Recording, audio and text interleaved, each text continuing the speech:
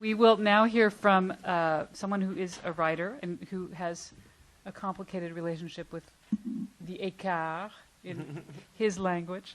Adam Gopnik, who is an author and journalist. He has been a regular writer for The New Yorker since 1986 and is the winner of both the National Magazine Award for Essay and the George Polk Award for Magazine Reporting. On a personal note, I just want to say that it always makes my day, sometimes makes my week or my month, depending on what other things look like, to open a new issue of The New Yorker and see that it has an article by Adam Gopnik. Articles like the delightful one he wrote a few months ago about snowflakes and how snowflakes are like people because they become more individual and more beautiful as they fall to the ground before they melt. That was delicious. The recent one that he wrote on Get Smart that asks, how will we know when machines are more intelligent than we are? And that actually raises the question of Google translators, among other things. Adam has, of course, a special connection to France, and perhaps he'll tell us a little more this evening about how that connection began. He spent 5 years living and writing there for The New Yorker, and his essays were published in a book called Paris to the Moon. He also published an anthology called Americans in Paris, about Americans, some famous and some obscure, who have lived, visited, worked, and written in Paris. And another of his books, The King in the Window, is a book of juvenile fiction that's also set in Paris. Adam is also the author of Angels and Ages, a short book about Darwin, Lincoln, and modern life, of Through the Children's Gate and The Steps Across the Water. And he has just finished another France-related book called The Table Comes First, on France and the Meaning of Food, to come out from Knopf in October. And we've already invited him to come and talk about his book here, so come back for that in October. I turn over to Adam Gopnik. Thank you. Jenny, I can feel the heat. Stay close to the microphone. I can feel the heat rising in the room, and I can see the heat rising in your eyes, so I will make my remarks as short as I possibly can. It's very difficult to follow three acts like that display of erudition and emotion and empirical fact. So I shall resort to cheap nostalgia in the absence of it. This is the second night in a row, speaking of my book on food, that I have been absent from the home kitchen and from cooking. And last night I was speaking at the Metropolitan Museum about Cézanne's card players. I gave a lecture about Cézanne, and then tonight I explained to my hungry children that I had to come up here and talk about why French matters. And my son turned to my daughter and said, "Daddy continues his pathetic pursuit of a French decoration."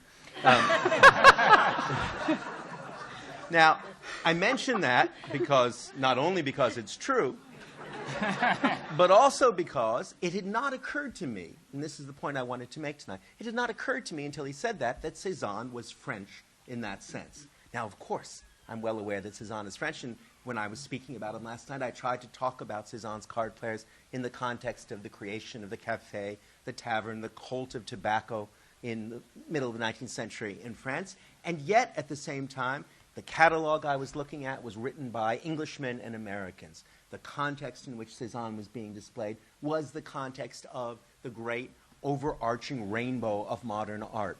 Cézanne is French, and at the same time, in a very real sense, he's not French. If there's one thing, it seems to me, that the growth in our understanding of humanism in the past century has shown us is that national boundaries, the idea of nations, is an ever-mutable one, an ever-changing one. It's one that we declare as much as one that we discover. I was back up in my hometown of Montreal not long ago giving a talk, and someone at the end of the lecture said, accusingly, "Why is it, Mr. Gopnik, that in your books and your writings about France, you always present yourself as an American, a naïf who has just discovered France, when in fact you were brought up and raised in an entirely francophone environment?" Which is true. I come from Quebec. I come from the northern end of the Francophonia, and yet necessarily, in order to articulate and express a particular point of view, I placed myself in an American tradition. National lines, national boundaries move all the time, and it's in that mutability exactly that I think that they find their meaning. I'm aware that the real question we have to address tonight is not simply why French matters, because I could, as my predecessors have done so eloquently, explain to you why I love France as much as I do, why French is a language worth learning, why French extends beyond the narrow boundaries of France to be one of the great international languages in which new peoples find their voice and find themselves.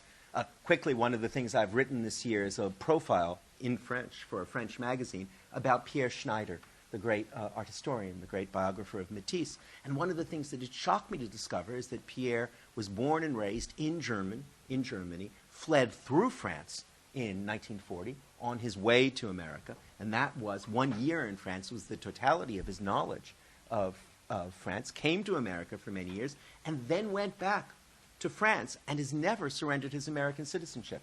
He's never gotten Legion, as a matter of fact, because he won't become entirely French, even though he represents to the world and to his readers some of the great traditions of French belles lettres. And I asked him why he didn't, why, feeling as strongly as he did, wanting to keep that that assumed American identity, he went back to France. Why did he go back to France? And he said, exactly because French was the only language in which I could express myself.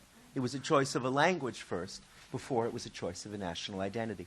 That kind of mutability and that kind of change is the kind of thing that I think that we want to think about when we think about these questions. Let me say then that I think that the real risk for Americans is not simply the larger risk of insularity, which is the standard American disease, because I'm sure tonight in the Casa Italiano and in Deutsche Haus and in many other places they're saying, why are we not teaching Italian? Why are we not teaching German? Why are we not teaching Russian? And those are all legitimate questions.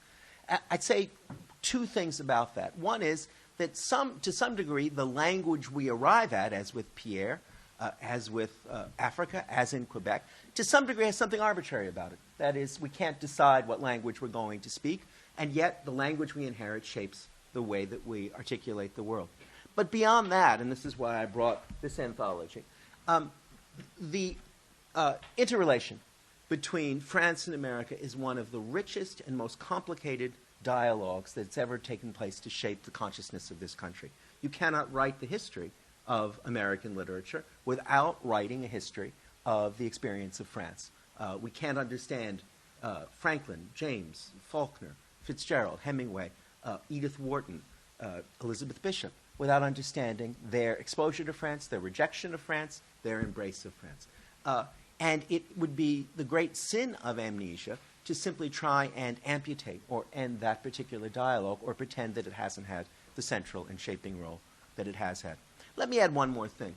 One of the complaints that's often made about those of us who are Francophile or passionately so or even professionally so is that the France that we want to look at, the France that we celebrate, the French traditions that we love are masked or partial in some way. We talk about French food and French dancing and French wine and French pleasure, and we deliberately throw down a memory hole all of the complicated, torturous, difficult, and painful history of France. It seems to me it's just the reverse is what we should be emphasizing and articulating. It's exactly by looking frankly and boldly at the difficulties, the tragedies, the pain, and the horror, often, of French history that we exactly come into contact with both the best and the worst sides of the liberal humanist culture that we share. I did a piece about the Dreyfus Affair for the magazine, a long essay about a year ago. And the point I wanted to make, at the same moment that our friends at the New Republic were running a piece about how the Dreyfus Affair showed the hopeless entanglement of France permanently in anti-Semitism and anti-Semitic culture, is that the amazing thing about the Dreyfus Affair is that for all its cruelty, for all its bigotry, for all its terrors, the system, the liberal Republican system, worked. A man was wrongly accused by bigots. People acted on his behalf, and ultimately he was vindicated. This was a story that Americans, at a time of Guantanamo, could take heart in. That is, that liberal Republican systems were ultimately responsive, even when they were susceptible to the worst sides of bigotry and cruelty. I think the same thing is true about about the darkest hours in French life. I think it's true about Vichy. I think that Robert Paxton at this very university has shown us again and again that not just the sin of forgetting, but the power of memory. And few things in my life have been more moving than being in that courtroom in Bordeaux when Robert Paxton testified to great reference is the only word I can think about, in the trial of Maurice Papon. Those are the kinds of connections, not avoiding or evading the darker side of French history, but exactly confronting it, that makes this a necessary and ongoing dialogue. It extends even, I got to write an introduction to Hugo's Les Misérables last year. And the wonderful thing about reading Les Misérables, this account of the poverty, oppression, and horror and cruelty of Paris in the mid-19th century, is that so much of what Hugo dreamt of has come true. A concert of nations coalesced around liberal values, taking in all of Europe, with all of its weaknesses, with all of its impotence. That, nonetheless, was at the heart of Victor Hugo's dream. And the story of how that came about through the horrors of history is as well worth telling as the story of why Hugo would have dreamt it. In all of those ways, it seems to me that the darker side of French history, far from being something that we Francophiles need to repress, is exactly what we need to invite in for the education of America. And let me add only that, though it's certainly true that I would rather ride in a metro than in a subway, I think we can all agree that we would all rather ride in a metro or a subway than a tube. And let me only add as well that if someone who speaks only one language is an American, someone who speaks only one language loudly is an American in Paris. Thank you.